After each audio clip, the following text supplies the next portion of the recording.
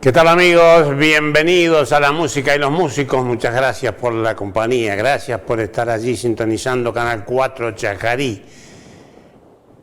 Hoy vamos a compartir una charla con un gran músico, gran pianista, compositor, pero además promotor de hechos culturales. Estoy hablando de Alfredo Ibarrola.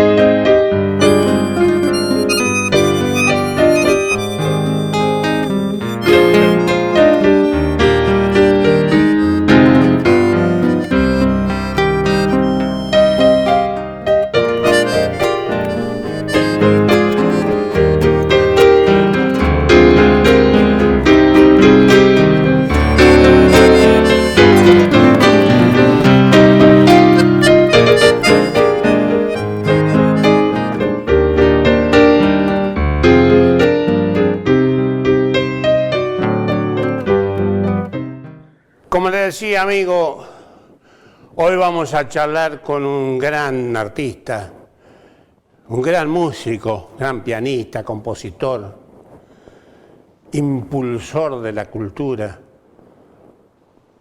promotor de eventos culturales, uno de los fundadores de uno de los grupos emblemáticos de la música de Entre Ríos, como es Magma, pero además,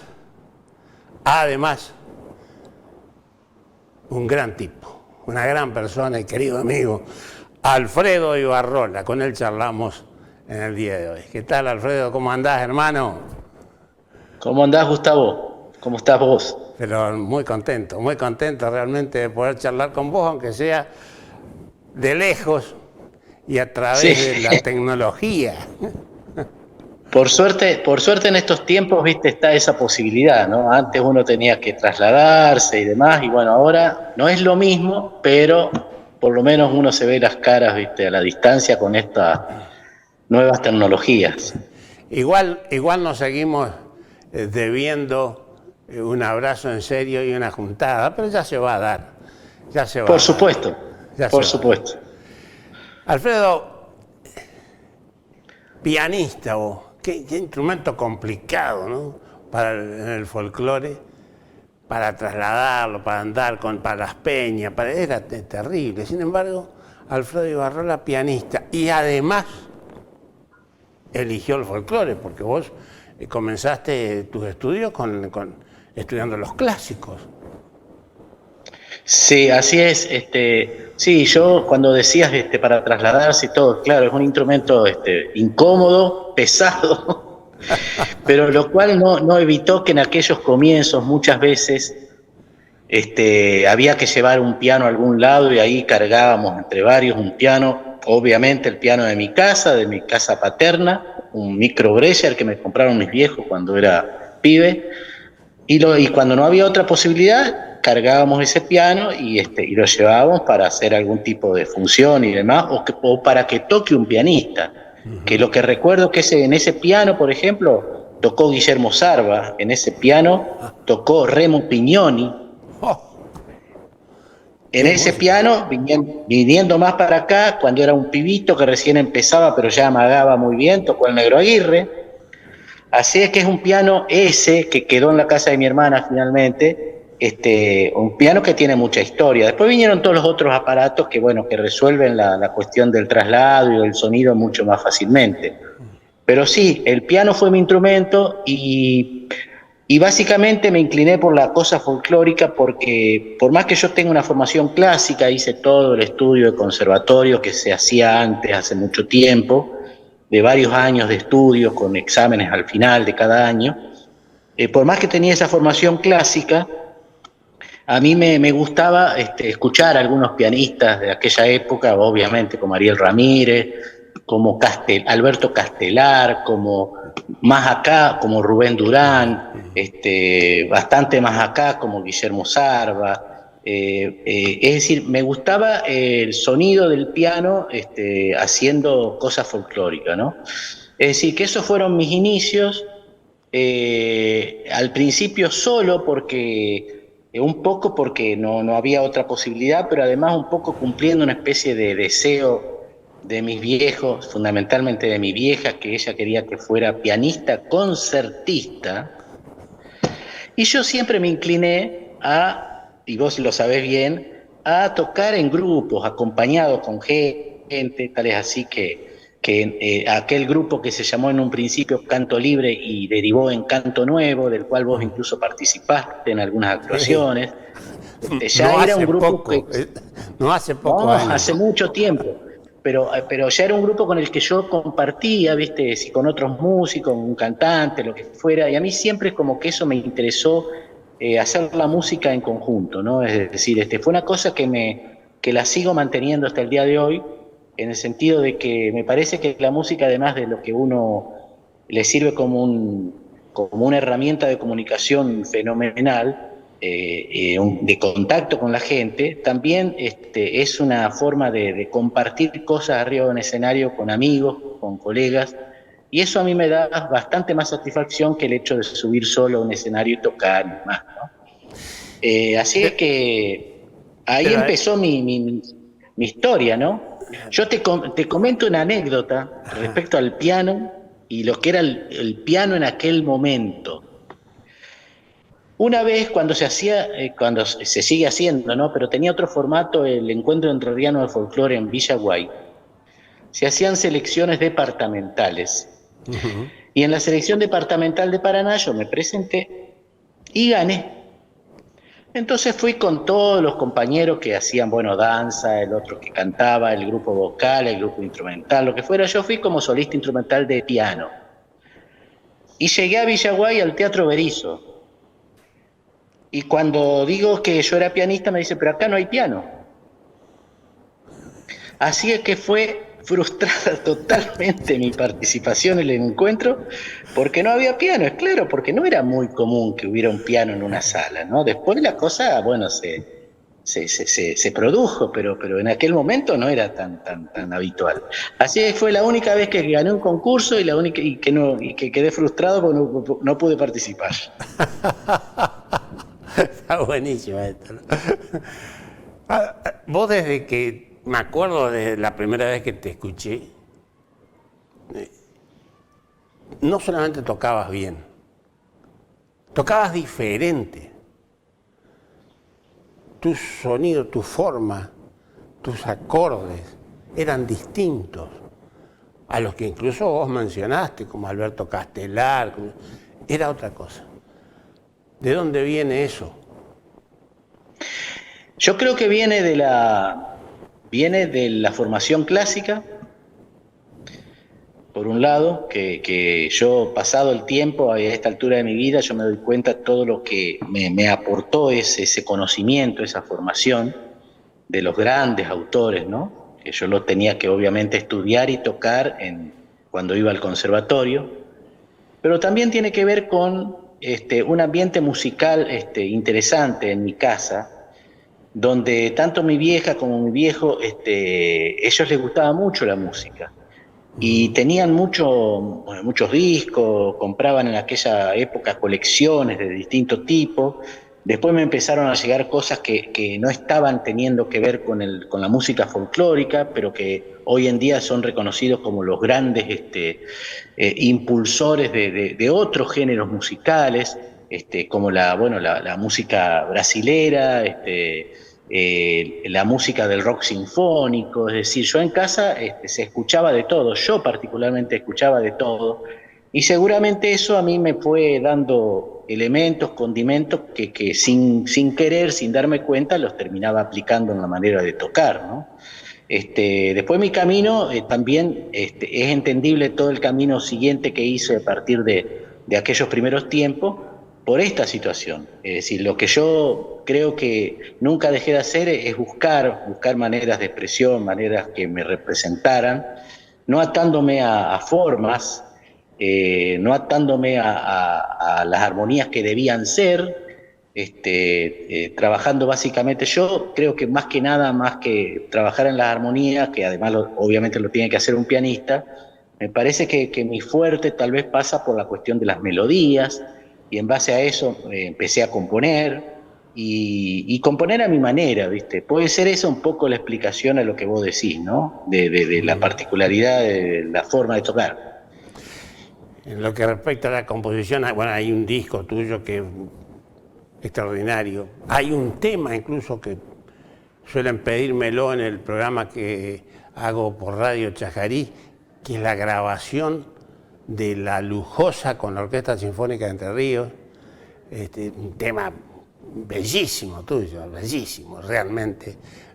Muy lindo, muy lindo. Sé que sos un compositor para tener en cuenta, sin lugar a dudas, Sí, cuando hablamos de lo nuestro. Esas son, claro, vos sabés que esa es La Lujosa particularmente, que es un aire de cueca, es una de las primeras composiciones que yo hice.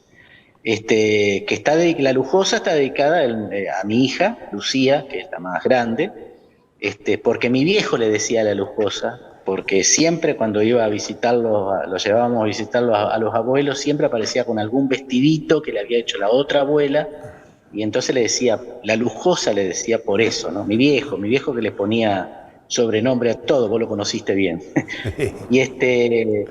Pero también yo creo que tiene que ver todo este tema volviendo al tema de la manera de tocar y de la manera de componer, de que uno lógicamente se va nutriendo de las cosas que le suceden alrededor.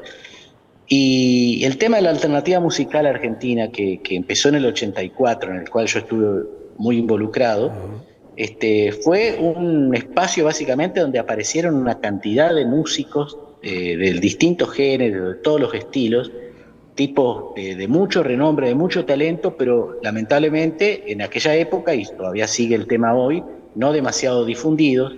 Y eso también a mí me produjo, ¿viste?, una inyección de escuchar otras cosas, escuchar al Chango Farías Gómez con sus arreglos, escuchar al Cuchi Leguizamón, al dúo salteño, escuchar a Manolo Juárez, escucharlo a Lito Vitale, escuchar a Eduardo Lagos.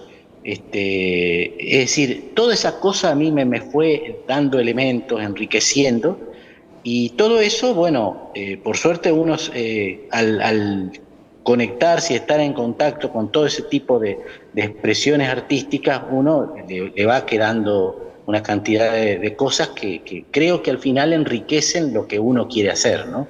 Es decir, que esa es una explicación también del por qué yo a esta altura podría definirme como una persona que tiene un conocimiento, una base de conocimiento clásico, con conocimiento bastante interesante de la rítmica folclórica, pero además incorporando una cantidad de elementos que no están necesariamente catalogados como en esos géneros, ¿no? Es decir, me parece que la música también tiene eso, ¿no?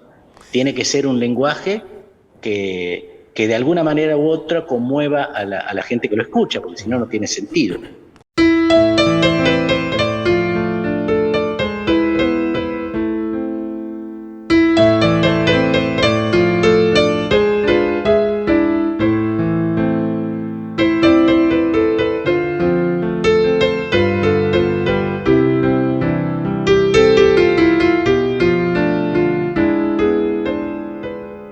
Músico, compositor, un gran impulsor de eventos culturales, un gran promotor cultural, Es mucho, ¿no? Es mucho para una persona. Sí, sí, hubo épocas, hubo épocas que no es que dejé de lado la música, sino que en cierta medida estuve un poquito más, hice un impasse con respecto a la frecuencia de hacer cosas o de componer, porque estaba muy ocupado llevando adelante algunos proyectos de tipo cultural que se hicieron en la provincia, como es el programa Identidad Entrerriana, que se hizo una primera instancia ya por el año 98 y después se retomó en el 2005. Eso me estuvo ocupado hasta el año 2011, 2012, Pero con eso fue distintas etapas de fantástico porque le dio posibilidades a cientos de proyectos Sí, artísticos. sí, sí, sí, sí, exactamente. Y vos sabés que todo eso que se llama, se podría definir como gestión cultural, a mí me mantuvo muy, muy ocupado y atento y muy entusiasmado con esa idea, porque por lo que vos decís, ¿no? Cuando uno dice, cuando está en ciertos determinados lugares donde puede ayudar o fogonear algunas ideas que de otra manera son difíciles que salgan a la luz, a mí me daba mucha satisfacción, me daba tanta satisfacción como el hecho de hacer música, ¿no? Pero eso fue una etapa de mi vida que yo la tengo muy guardadita ahí porque para mí fue muy, muy, muy, muy rica, muy enriquecedora, muy satisfactoria y que en cierta medida lo que yo terminé aplicando ahí, como yo siempre digo, ¿no? Un poco de sentido común, pero además vos sabés bien que yo tengo una profesión, es decir, mejor dicho, que Sí. tengo un título universitario, del cual contados años allá lejos ejercí, pero después no más, y toda esa formación universitaria que cuando hice la carrera de Ciencias Económicas, evidentemente a mí me dio ciertos elementos que tienen que ver con la cosa organizativa, con la cosa de la planificación, que aplicada a todo lo que tiene que ver con un proyecto cultural, un programa cultural, es útil.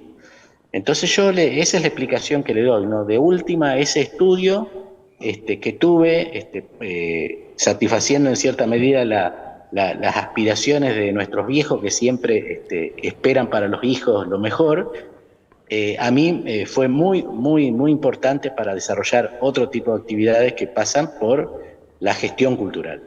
Lamentamos siempre que ese proyecto, ese plan de trabajo, después lo hayan dejado de lado, ¿no? Porque la verdad le dio posibilidades a tantos artistas en toda la provincia, sin tener en cuenta la profesión, sin tener en cuenta el color político, sin tener en cuenta la religión, sin tener en cuenta nada, simplemente la obra. Fue fantástico, realmente fue una cosa fantástica. Pero hay Y más de yo Alfredo creo que ese es el Ibarrola. motivo, perdón, Sí, Gustavo, ese es el motivo porque esto se discontinuó. Precisamente todo lo que vos mencionaste son los motivos.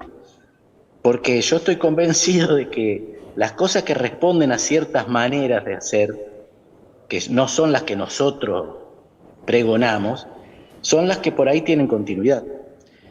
Las cosas que están emparentadas con los intereses políticos, las cosas que están emparentadas con trabajar con ciertos y determinados sectores, las cosas que están emparentadas en algún tipo de interés económico, todas esas cosas que para nada tenían que ver con el desarrollo y la idea de llevar adelante el programa,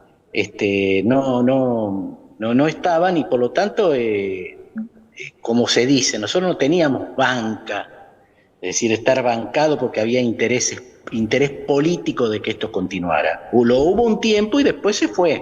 Entonces, esa es la explicación que yo le encuentro a la interrupción del programa, que hoy podría llamarse, pero como sea, pero sería interesante tomar el modelo de gestión que se hizo porque ayudó a muchísima gente de la sí, cultura de Entre Ríos.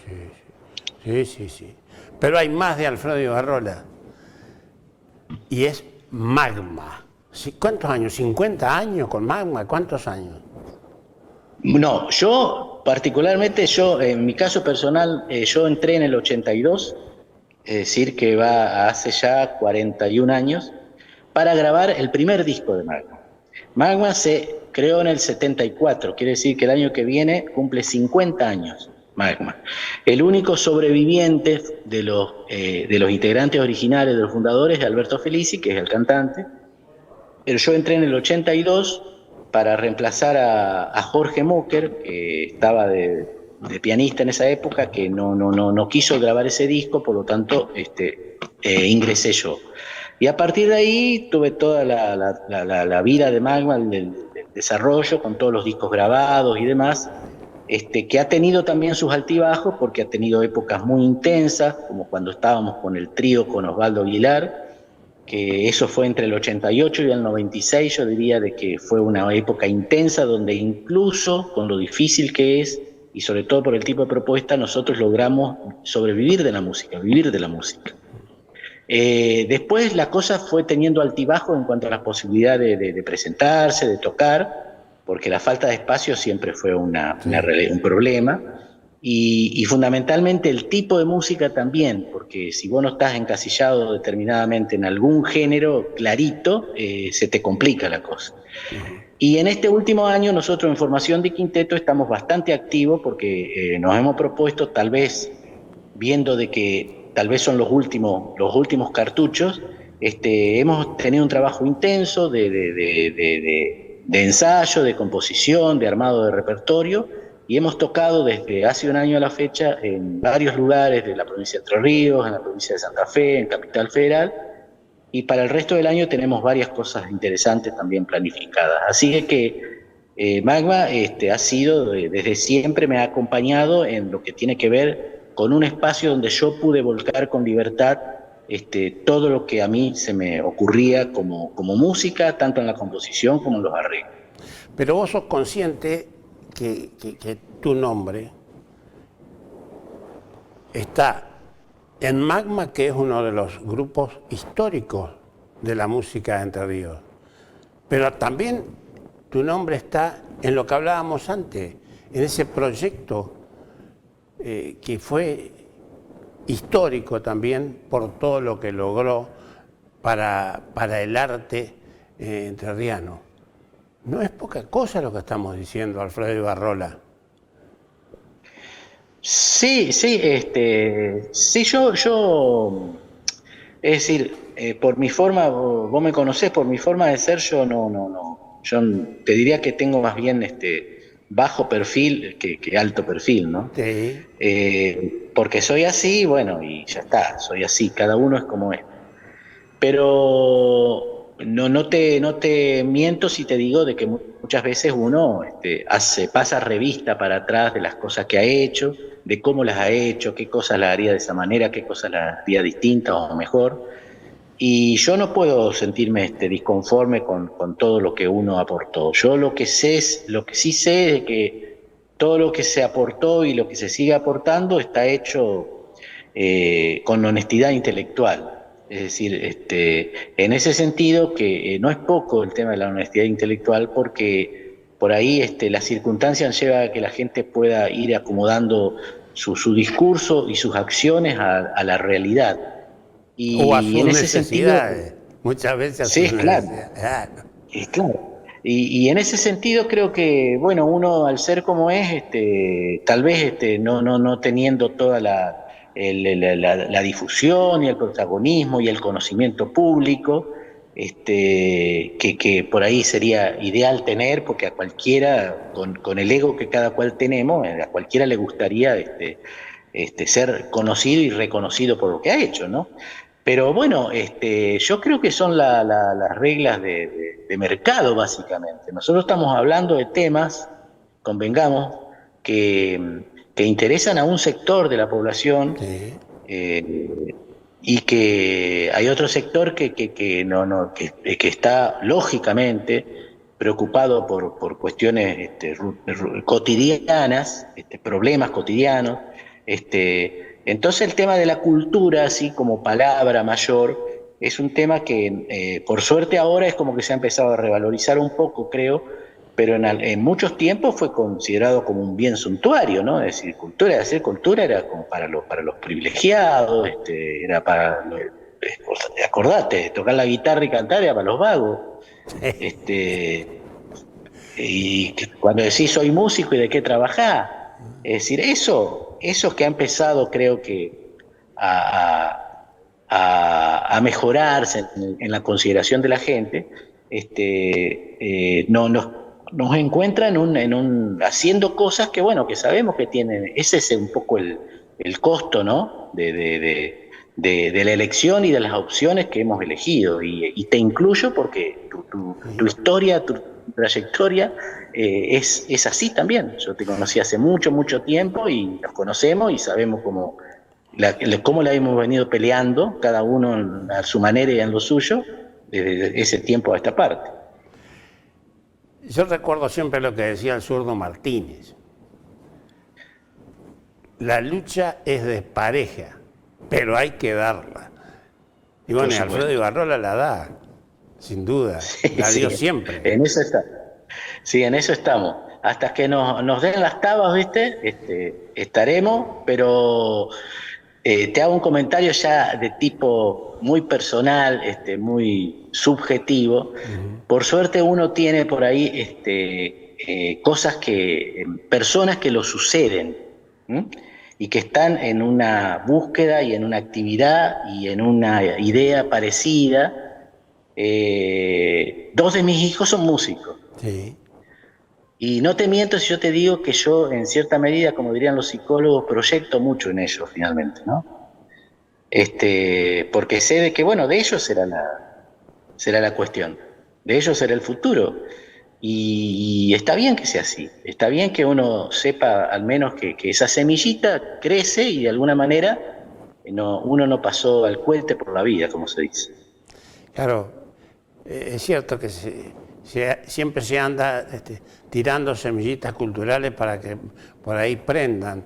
Y a vos se da además algo fantástico porque en 2 de tus hijos prendieron. Y bien, sí. Prendieron bien. Sí. ¿No? Sí. Es bueno eso, es bueno. La verdad que nos alegra mucho, Alfredo, nos alegra mucho charlar con vos. Nos alegra mucho poder compartir, aunque sea a la distancia, una charla. Nos alegra mucho llevarle a los televidentes hasta su casa tu figura, tu voz, un pedacito de tu obra, porque podríamos hablar un año de lo que has hecho, un pedazo de tu obra. Sí, yo te agradezco mucho, Gustavo. Te agradezco mucho porque es una muy buena idea esta que estás llevando, porque generalmente la gente no conoce ciertas intimidades o cuestiones de lo que los músicos, por ejemplo, viven cotidianamente. Y el conocer hace que se valore más la cosa, sí. ¿No? Es decir, el conocer a esa persona como un ser humano como otro, pero con estas inquietudes, me parece que valora ante la sociedad el trabajo que hace un músico o un artista de cualquier disciplina cultural, ¿no? Es decir, me parece que es muy bueno que esto llegue a tu público en este caso, y el agradecido soy yo en este caso. No hay nada que agradecer. Convencidos estamos que sos un gran pianista, sos un gran compositor, un gran músico, un gran emprendedor y un gran tipo. Te mandamos un abrazo grandote y que nos veamos pronto. Ojalá, Gustavo. Un abrazo para vos y saludo a tu audiencia. Gracias, hermano. Muchas gracias. Alfredo Ibarrola, charlábamos con él. Realmente podríamos hablar un año de Alfredo Ibarrola, pero como él mismo admite, perfil bajo siempre, pero ha hecho cosas y hace cosas magníficas.